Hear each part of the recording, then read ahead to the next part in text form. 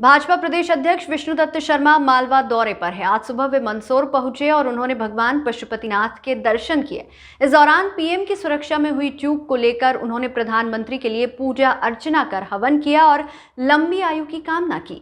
साथ ही वीडी शर्मा ने 5 राज्यों में होने वाले चुनाव को लेकर पीएम नरेंद्र मोदी के नेतृत्व में और सरकार की गरीब कल्याण की योजनाओं के दम पर इन सभी राज्यों में प्रचंड बहुमत से जीत का दावा किया है।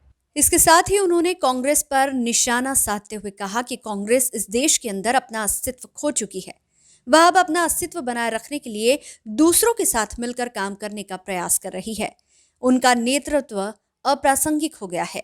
वहीं मंदसौर सहित प्रदेश के कई जिलों में बेमौसम बारिश और ओलावृष्टि के कारण किसानों की फसलों में हुए नुकसान को लेकर भाजपा प्रदेश अध्यक्ष वीडी शर्मा ने कहा कि सीएम शिवराज सिंह चौहान को हमने अवगत कराया है। उनके नेतृत्व में सरकार हमेशा किसानों के संकट की घड़ी में उनके साथ खड़ी है।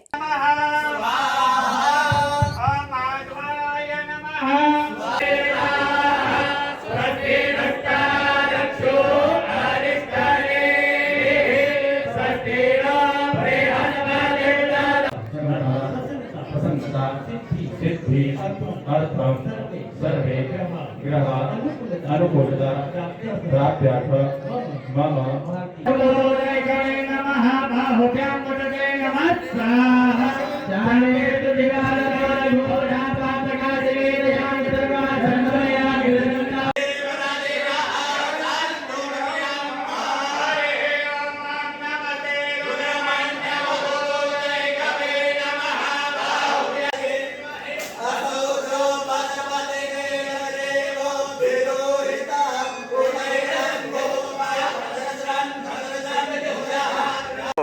भगवान पशुपतिनाथ के चरणों में आज उनका आशीर्वाद लेने के लिए आए हैं और अभी भगवान से प्रार्थना की है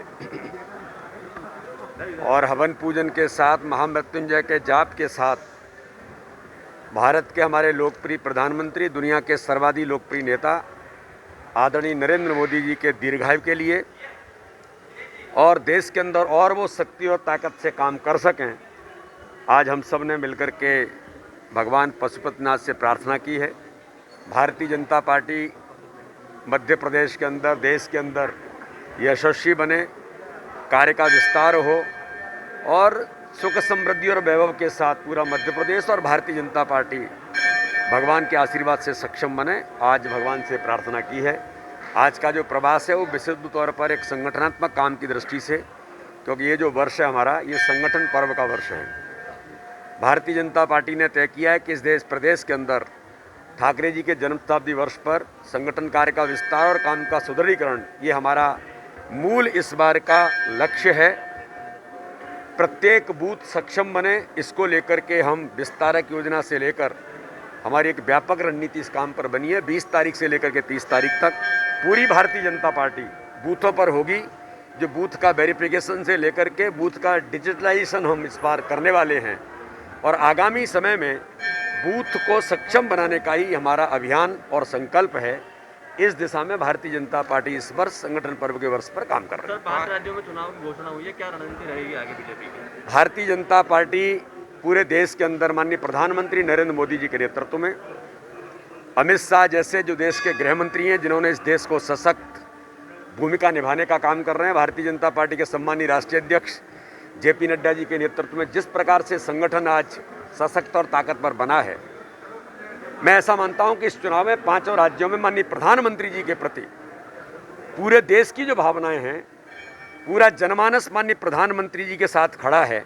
उनकी कार्यशैली और भारतीय जनता पार्टी अंत्योदय के विचार को लेकर माननीय प्रधानमंत्री के नेतृत्व में हर गरीब का जीवन बदलने का जो काम इस देश के अंदर हो रहा है, इसलिए व्यापक समर्थन माननीय प्रधानमंत्री नरेंद्र मोदी जी को इस देश के अंदर है। मैं ऐसा मानता हूं कि 5 राज्यों के अंदर भारतीय जनता पार्टी को प्रचंड बहुमत के साथ माननीय प्रधानमंत्री और हमारी राज्य सरकारों की गरीब कल्याण की जो योजनाएं, उनके आधार पर जनता व्यापक समर्थन देगी। कांग्रेस को कितना फाइट मानते हैं आप?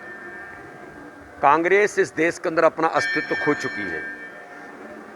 कांग्रेस तो अब केवल अपना अस्तित्व बनाए रखने के लिए दूसरों के साथ मिलकर के काम करने का प्रयास करती है। आज कांग्रेस अस्तित्व खो रही है तो कांग्रेस का जो नेतृत्व है वो आज इस देश के अंदर अप्रासंगिक हो गया है। मैं किन्हीं का नाम नहीं लेना चाहता, बाबा महाकाल के से लेकर के आज पशुपतिनाथ भगवान के चरणों में हैं हम किसी की आलोचना नहीं करते, लेकिन आज स्थिति ऐसी है इस देश के अंदर कि कांग्रेस अपना अस्तित्व खो चुकी है। सर, मंदसौर सहित कई जो ऐसे जिले हैं जिनमें भारी अतिवृष्टि हुई है, ये आपने ठीक कहा है। आज मैंने हमारे सम्मानीय सभी विधायक यशपाल जी हैं, हमारे धाकड़ जी हैं, बाकी सभी लोग, हरदीप डंगी हमारे मंत्री हैं, भारतीय जनता पार्टी के हमारे जिले के अध्यक्ष हैं, सब लोगों ने आज इस बात को किया है कि वास्तव में अतिवृष्टि ओलावृष्टि के कारण किसान की फसल बहुत प्रभावित हुई है। माननीय मुख्यमंत्री जी को भी हमने अवगत कराया है और हम एक बार करेंगे कि किसानों को इस संकट की घड़ी में सरकार हमेशा साथ खड़ी है और शिवराज सिंह चौहान के नेतृत्व में तो मुझे ऐसा लगता है कि किसानों के लिए वो इतने तत्पर और तैयार रहते हैं कि हर प्रकार से किसानों के लिए खड़े हैं। तो इन सारी बातों को लेकर के हमारा पूरा नेतृत्व इस पर काम कर रहा है और माननीय मुख्यमंत्री जी को हमने अवगत कराया।